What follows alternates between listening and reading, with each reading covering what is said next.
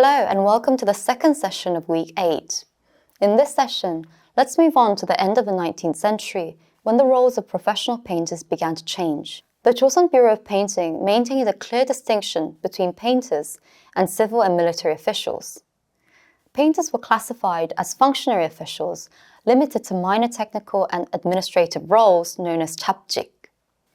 Their status was that of skilled artisans rather than scholars, resulting in discrimination due to their lower social ranking.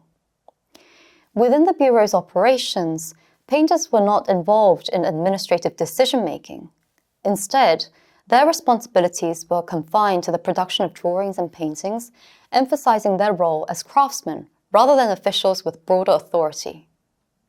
Court painters, particularly those skilled in creating royal portraits, had opportunities for career advancement and upward social mobility through special promotions. These artists could be elevated to significant positions within the civil service, often attaining sixth-ranked roles.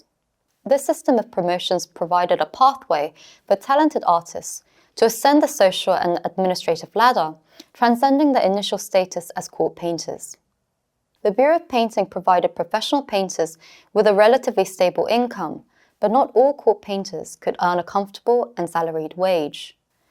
As a result, many official painters also took on private commissions in addition to their public duties as government officials. Toward the end of the 19th century, the Bureau had been reduced in its size and role due to financial difficulties and criticism by civil officials who were skeptical of the necessity of the Bureau of Painting. The eventual abolition of the Bureau of Painting was likely part of the Kabul reforms. These reforms aimed to modernize and restructure the Korean government, eliminating many traditional institutions. Moreover, with exposure to Western art and photography, there was a gradual shift away from traditional painting styles, reducing the need for a formal court painting institution. Due to administrative restructuring following the Kabul reforms, the Bureau's affiliation changed from the Ministry of Rights to the Royal Household Department and Kyujangak, the Royal Library. Painting duties under the Royal Library that began in 1894 changed to Kyujangwon, Records Office in 1895, Changnye원, the Dosa Division in 1896, Yeshigwon, the Painting Division in 1905, and Changnye원 Painting Division in 1907. Despite various changes in organization and names to the end of the 19th century, they still continued the tradition of painting practices inherited from the Bureau of Painting facilities in the court. After annexation, painting duties officially disappeared from the central government's organization. This marked the complete dissolution of the Bureau of Painting. The Lee Royal Family House, or Iwanga, maintained the tradition of state rituals to some extent through various royal protocols and royal portrait reproductions, but paintings for the palace were handled by unofficially commissioned painters. By this time, the introduction of photography in particular contributed to the significant reduction of the creation of practical art for professional painters. While court painters produced a wide range of artworks in the Bureau of Painting, including paintings for artistic appreciation, they were also responsible for creating practical arts such as portraits, processions, depicting items used for rituals for record, and decorating palace architecture. Most prominently, painters were responsible for recording visual information in the hopes of preserving tradition and the legacy of the Yi dynasty. This record-keeping role of artists greatly declined after the proliferation of photography, which was quicker and much more accurate in duplicating reality and in their reproductions. Professional artists of the early 20th century, therefore, came to be devoted to the production of so-called fine arts rather than the production of practical visual information. The 1894 Kabul reforms also led to the abolition of the social class system, which diversified the social class of professional artists. Artists in Joseon Korea were divided into two distinct categories: literati painters and professional painters. Literati painters viewed art as a means to enhance their scholarly pursuits or as a refined leisure activity. In contrast, professional painters either served in low-ranking government positions or worked independently, often under challenging conditions, creating artworks exclusively for the Yangban elite. Following the dissolution of the Bureau of Painting and the formal abolition of the caste system, people from all social classes were able to pursue painting as an occupation. Although Yangban literati painters were still reluctant to identify themselves as professional artists even in the early 20th century, painting gradually became a full-time vocation for many. Around 1906, the term 미술가, meaning artist, emerged in Korean language. This new terminology reflected a shift in the perception of artists' social status. From the mid-1910s, the term 화가, painter or artist, became widely adopted. This new term replaced older designations such as 화원 or 화공, which were associated with court artists or the technical specialists. The shift in terminology signaled a change in how artists were perceived, moving away from the traditional roles in the court or as craftsmen towards a more professional and respected status in society. As the Bureau of Painting gradually shrunk in size and significance toward the end of the 19th century, more and more artists began to seek work outside of the court. Professional artists of the Joseon period had to frequently turn to the private sector, as many of them were given unstable and insufficient income from the Bureau of Painting. With the exception of celebrity artists, most of these painters would produce works for private consumers through commissions and produce whatever were asked of them, normally for the price that the customer judged appropriate. The act of buying and selling paintings was also seen as vulgar, according to Neo-Confucian ideals, which emphasized frugality and scholarly virtue over material possession and the pursuit of financial gains. There was a meaningful shift in such perception and exchange of art at the end of the 19th century. There was a steady growth of an affluent middle class in the late Joseon period, as well as an increase in commercial activities. The expansion of commercial markets and monetary exchanges led to the increase in commercialization and accessibility of art for the general public.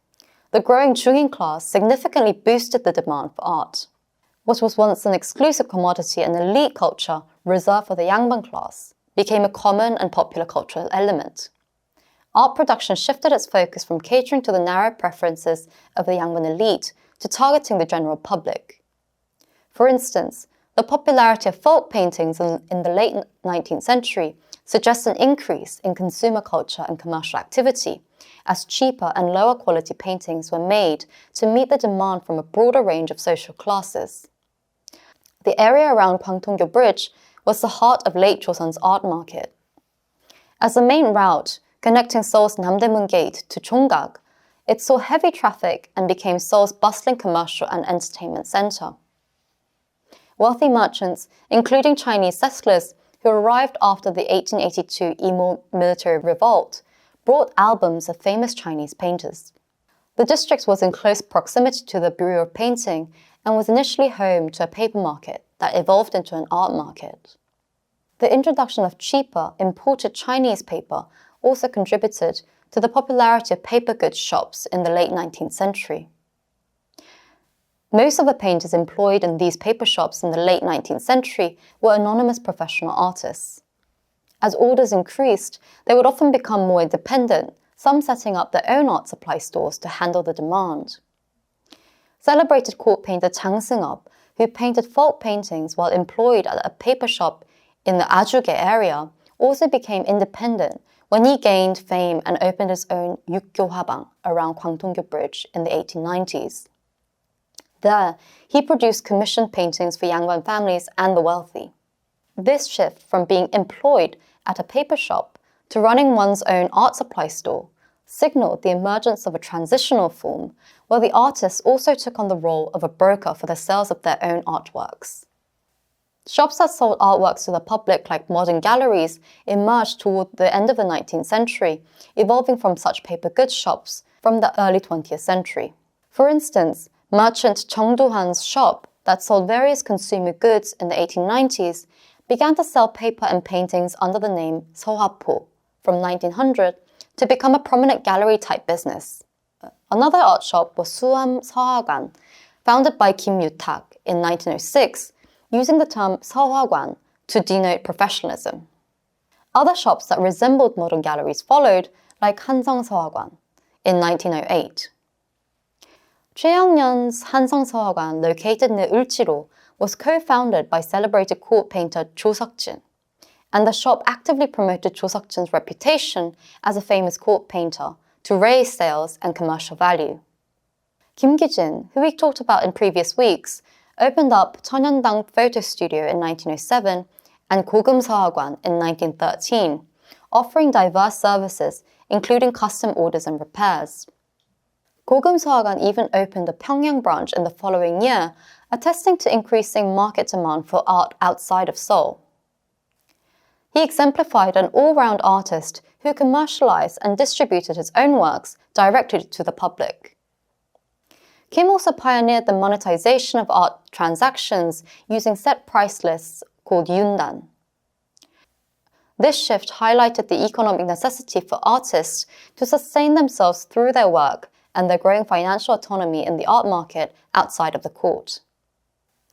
Artists also began producing for foreign customers, especially after the 1876 port openings. Cho Seok-jin and An Jung-sik often signed their works with Hanin, Korean, to indicate their nationality for foreign buyers. An Jung-sik's works were particularly popular among the Japanese collectors, leading to the formation of Baekwae, a group of collectors and fans of his artworks. In addition to celebrity painters like An Jung-sik and Cho Seok-jin, artists like Kim Jung-geun mass-produced small postcard-sized sketches and paintings in his studio to cater to foreign demands for souvenirs that showcase Korean culture and life. Overall, this period saw the professionalization of the vocation of painters and artists, the increased commercial activities and interaction between artists, consumers, and intermediary vendors, as well as a general sense of independence and autonomy of artists stemming from the changing social perceptions of artists and from the economic activities outside of the court. So far, we've looked at how artists of the late 19th century and earlier 20th centuries dealt with contemporary socio-political changes, including the abolition of the Bureau of Painting, the breakdown of the class system, and the growth of the art market outside of the palace, to become professionals of the art scene in early modern Korea. In the following session, let's focus on the establishment of educational institutions for art and artist associations in the early 20th century.